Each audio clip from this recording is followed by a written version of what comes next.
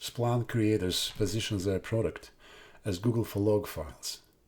Splunk is a data-centric platform that offers data practitioners the capabilities for data collection, automatic indexing, built-in smart data search, analysis, and data visualization. Splunk understands a variety of input file formats used in the industry, including web server log files, CSV, JSON, Windows event logs, TCP and UDP network feeds, etc. Splunk is primarily used for operational data analysis. Splunk is offered to clients as two main products: Splunk Enterprise and Splunk Cloud. Splunk Cloud is a software as a service solution running in AWS environment. Both products provide data collection, search, and visualization for various use cases in IT operations. Total cost of ownership of Splunk Cloud is tied to the amount of data persisted.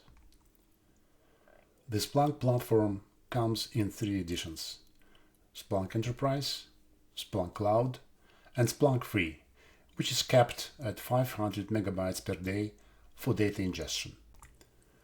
Splunk transforms machine data records into events, which are indexed to enable fast searches and analysis. The indexed data comes with an implicit time dimension that helps organize events as time series. A Splunk Enterprise instance that indexes the data and stores the indices is called indexer. Distributed Splunk indexing and searching is supported, and this is the main enterprise deployment option. For data searches, Splunk offers users its own search processing language, SPL.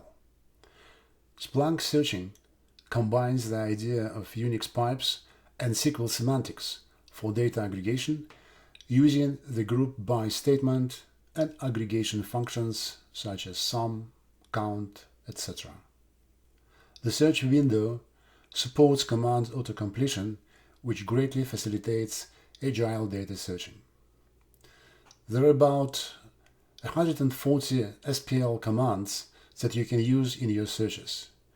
The commands are grouped into a number of categories, including time, metrics, correlation, prediction, and so on.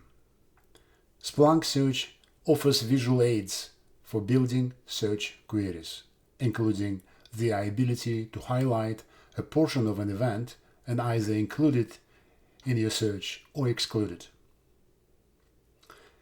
Here you can see an example of a Splunk search query that you can read as follows.